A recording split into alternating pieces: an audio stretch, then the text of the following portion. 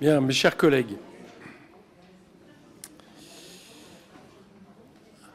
on va reprendre cette journée marathon.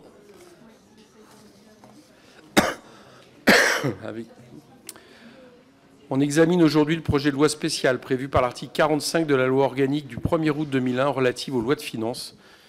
adopté en Conseil des ministres hier et pour lequel nous avons déjà auditionné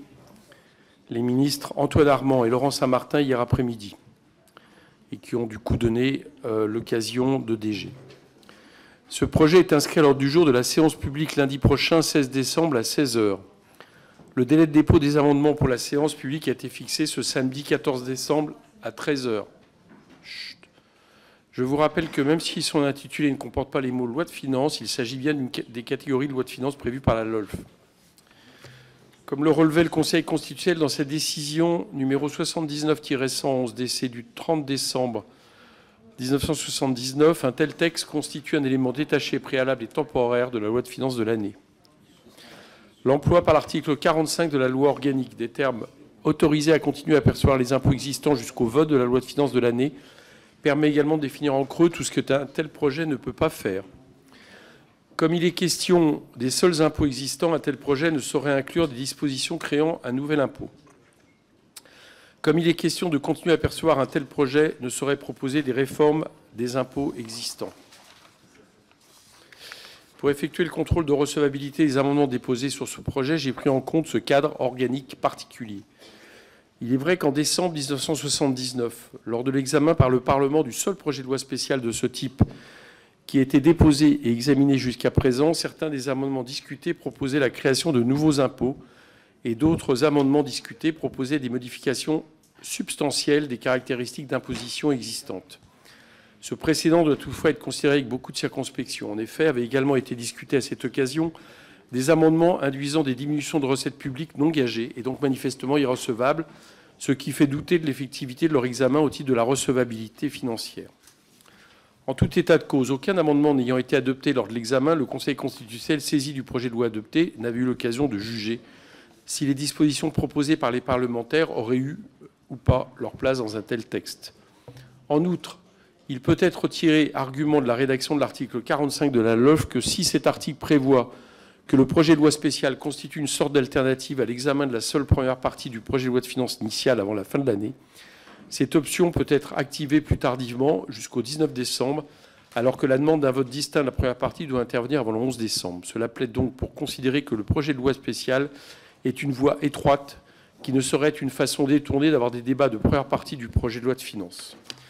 Il ne saurait y être question d'autre chose que d'assurer la continuité fiscale et budgétaire pour un temps limité. L'avis rendu ce lundi 9 décembre 2024 par le Conseil d'État sur les questions d'interprétation de l'article 45 de la LOLF qui lui était posé par le gouvernement va dans ce sens. J'ai considéré que, dans la mesure où l'avis du Conseil d'État relevait que l'autorisation de continuer à percevoir les impôts doit être, je cite, doit être regardée comme emportant également la recondition des prélèvements sur recettes, le fait de proposer par amendement d'expliciter le montant des PSR ainsi reconduits était possible.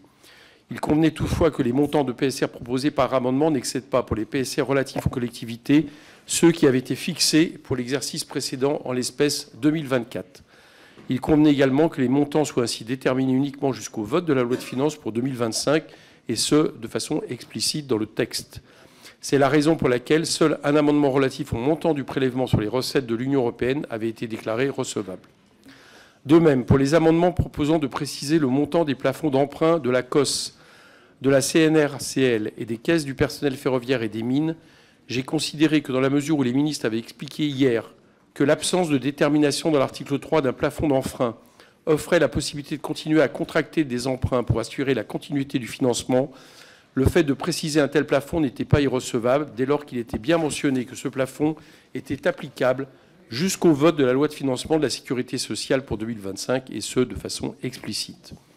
Par ailleurs, sur la question des amendements concernant l'actualisation du barème de l'impôt sur le revenu, j'ai privilégié une lecture différente de celle préconisée par le Conseil d'État dans son avis. Le projet de loi spécial a un objet conservatoire. Il s'agit de permettre qu'un cadre fiscal inchangé par rapport à celui qui existait en fin d'année soit maintenu en début d'année suivante pour permettre de discuter, lors de l'examen du projet de loi de finances de l'année qui interviendrait qu'en début d'exercice, dans des conditions identiques à celles qui préexistaient lors de l'automne précédent. J'ai considéré que des amendements proposant d'actualiser le barème de l'impôt sur le revenu dans les limites de l'indexation sur l'inflation qui est proposée chaque année en loi de finances respectaient cette exigence de prolongation du cadre fiscal existant en 2024, car il ne s'agit pas tant d'introduire des règles fiscales nouvelles que d'assurer des conditions d'imposition économiquement identiques à celles qui s'appliquaient en 2024, autrement dit qui permettent de garder le même périmètre des personnes assujetties ou pas à l'impôt. La comparaison avec l'articulation entre le projet de loi spéciale et les impositions locales me semble renforcer le caractère justifié de cette approche de la recevabilité des amendements relatifs au barème. En effet, du seul fait que le dernier alinéa de l'article 15-18 bis du Code général des impôts prévoit depuis 2018 une revalorisation annuelle des valeurs locatives cadastrales en fonction de la variation annuelle de l'indice des prix à la consommation harmonisé, IPCH, établi par l'INSEE entre novembre de l'année N-2 et novembre de l'année N-1, l'adoption de l'article 1er du projet de loi spécial garantira, sans autre précision introduite dans le texte, que les valeurs locatives cadastrales seront effectivement revalorisées en 2025 pour la perception des taxes foncières, de la taxe d'habitation sur les résidences secondaires et des autres taxes assises sur les valeurs locatives cadastrales. J'ai donc considéré que, de même que la revalorisation des valeurs locatives cadastrales est permise par le projet de loi spécial, il convient de permettre que ce projet de loi spécial puisse garantir la revalorisation du barème de l'impôt sur le revenu. Pour autant, tous les amendements relatifs au barème de l'impôt sur le revenu n'étaient pas recevables. Certains d'entre eux n'étaient pas gagés et méconnaissaient ainsi les règles habituelles de recevabilité financière. Certains étaient bien gagés et proposaient un barème indexé sur l'inflation, mais ils oubliaient de préciser que la modification proposée n'était applicable que jusqu'à la loi de finances pour 2025. Il s'agit d'une précision qui figure de façon systématique dans les articles du projet de loi spécial et qui est cohérente avec l'article 45 de la LOLF. Elle permet juridiquement de garantir que la première partie de la loi de finances pour 2025 ne sera pas bloquée par ce qui serait voté en loi spéciale. Aucun contribuable ne pourrait contester le fait que la loi de finances pour 2025 peut faire évoluer les choses par rapport à ce que nous allons voter. Il est évident que les auteurs des amendements, j'ai prévenu un d'entre eux qui avait omis cette précision, pourront évidemment le rectifier pour la séance. En revanche, de façon plus générale, les amendements qui proposaient des modifications substantielles de règles fiscales, que ce soit sur l'exonération de taxes foncières, les droits de mutation à titre gratuit, le régime de taxation du GNR pour les travaux agricoles, n'étaient pas recevables. Je me permets d'ajouter que pour toutes ces mesures fiscales, et c'est ce que j'ai hier, il est tout à fait loisible de proposer des réformes non seulement en première partie du projet de loi de finances, mais également dans un projet de loi simple ou une proposition de loi, et qu'il serait donc tout à fait possible d'en débattre en début d'année prochaine si de tels textes étaient déposés et inscrits à l'ordre du jour de notre Assemblée rapidement, indépendamment de la question de savoir selon quel calendrier le projet de loi de finances pour 2025 pourra être examiné et adopté. C'est ce qui m'a valu hier de faire un communiqué de presse suite d'ailleurs à notre réunion, puisque plusieurs sujets ont été évoqués par les ministres démissionnaires comme posant problème si on devait attendre un PLF de par leur aspect nécessitant une mise en place rapide. Et j'ai donc rappelé que, par exemple, pour le crédit impôt congé des agriculteurs, l'extension du PTZ, le crédit d'impôt collection, c'est-à-dire des mesures qui avaient été adoptées quasiment unanimement dans les deux chambres, il est tout à fait possible, et j'écrirai en ce sens au Premier ministre, que dès le 13 janvier, on les mette en forme de PJL, voire même de PPL, avec l'accord du gouvernement, à l'ordre du jour de l'Assemblée nationale, de façon à les adopter de manière rapide, ce qui évitera les problèmes qui ont été soulignés hier par les deux ministres. C'est juridiquement tout à fait possible et, à mon avis, politiquement souhaitable. C'est le Premier ministre qui décidera évidemment